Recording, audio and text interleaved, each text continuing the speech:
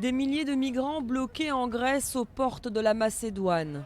Certains tentent tout de même de traverser la frontière, malgré la présence des forces de sécurité macédoniennes.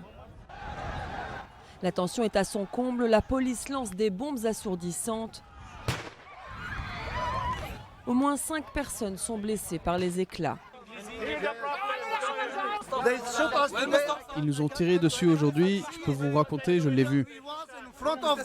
Ils se tenaient face à la place. Les policiers, les officiers macédoniens, ils tirent sur des civils. Depuis jeudi, la Macédoine a décrété l'état d'urgence.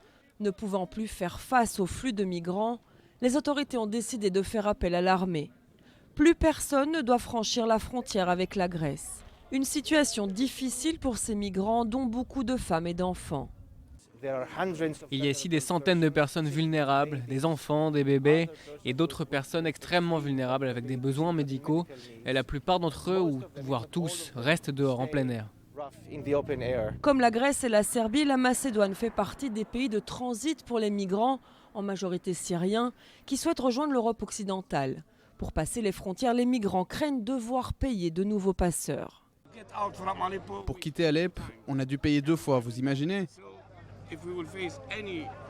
Donc pour faire face à de telles conditions, de tels problèmes, je pense qu'on va devoir économiser. Des milliers de migrants sont arrivés ces derniers jours dans le sud de la Macédoine en provenance de la Grèce. Les îles grecques qui, elles, ont vu débarquer 160 000 personnes depuis janvier.